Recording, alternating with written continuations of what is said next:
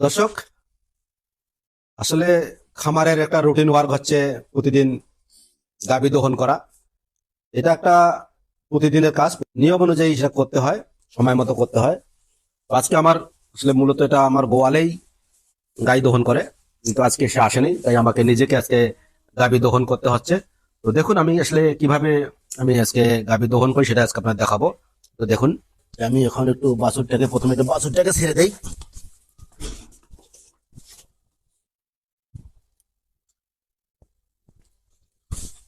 প্রথমে একটু বাছুরকে দিয়ে 1-2 মিনিট বাছুরকে দুধ খাওয়াতে হবে।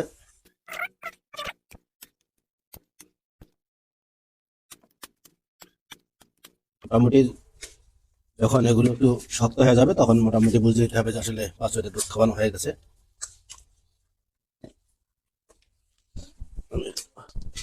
তারপরে একটু উলানটাকে ভালো করে পরিষ্কার করে দিতে হবে, যাতে কোনো গোবর টোবর লেগে না থাকে। বেশ শীতকাল, গরু আসলে আজকে গোসল করানো হয়নি, কারণ খুব ঠান্ডা আজকে আমাদের এদিকে। তো ভালোভাবে একটু উলানটা পরিষ্কার করে নিতে হবে। তারপরে একটু তেল দিতে হবে যাতে একটু বাটগুলো পিচ্ছিল হয়।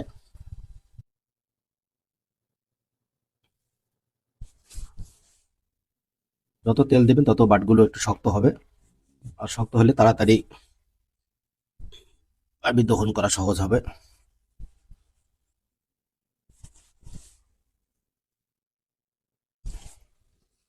এসে মোটামুটি আমার এখন রেডি।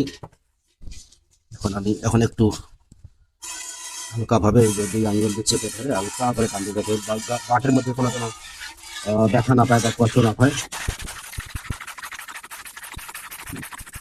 যে খামার করতে গেলে সব অভিজ্ঞতা থাকতে হবে, মোটামুটি সব অভিজ্ঞতা না থাকলে পরে আপনাকে বিপদে পড়তে হবে, কারণ গোয়াল তো আর নাও আসতে পারে।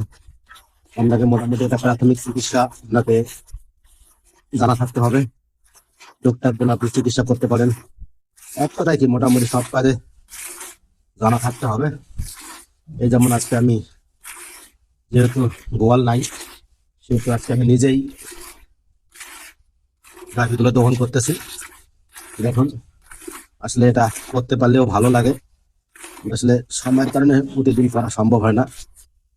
এটা একটা বেশ শ্রমও হয়, সবাই এটা পারে না, এটা প্র্যাকটিস থাকতে হবে, আর এটাও প্র্যাকটিস ছাড়া হয় না।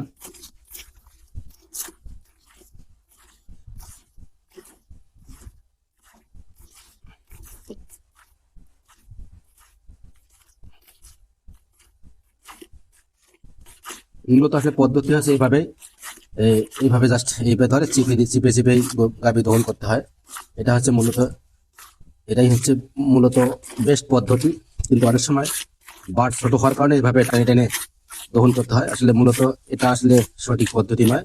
সঠিক পদ্ধতি হচ্ছে এরকম বাট চিপে ধর চিপে চিপে এইভাবে ছোট বাট চিপে চিপে দহন করতে হয়। ধরে আমার করতে গেলে সব প্র্যাকটিসে থাকতে হবে। সুন্দরভাবে আসলে দহন হচ্ছে, আমার আসলে এগুলো কাজ করতে ভালোই লাগে। আসলে শুধু কাজেই না, এর মধ্যে আসলে আনন্দ আছে, হ্যাঁ সার্থকতা আছে, হ্যাঁ নিজের কাজ নিজে করার মতো আসলে এর মধ্যে একটা আনন্দও আছে।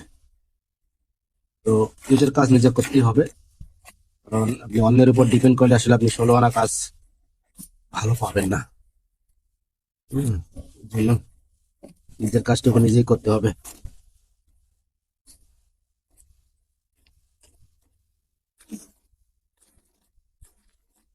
কাজের মধ্যেই আনন্দ আছে, নিজের কাজটুকু নিজে করি, ভালোভাবে করতে পারি, শেষ করতে পারি, তখন আসলে একটা আলাদা আনন্দও কাজ করে। তো যাই হোক, গাভীতে আসলে দুধ বেশি পেতে গেলে গাভীকে প্রত্যেক দিন সঠিক সময় একই সময় প্রত্যেকদিন গাভী দহন করতে হবে, কারণ এই দুধটা আসে মোটামুটি একটা হরমোনাল ব্যাপার স্যাপার থেকে যায়। হ্যাঁ, প্রতিদিন যদি একই সময় গাভী দহন করা হয় তাহলে ঠিক ওই সময় হরমোন গুলো রেডি থাকে এই দুধগুলো নিঃসরণ করার জন্য। এই জন্য আপনি সঠিক সময়, প্রত্যেকদিন সঠিক সময়, একই সময় যদি গাভী দহন করেন তাহলে অবশ্যই দুধ বেশি হবে, কিন্তু এক এক দিন এক এক সময় দহন করলে আসলে গাভীর দুধ কমে যায়। তো যাই হোক, এই হলো আমার দুধ দহনের সঠিক পদ্ধতি।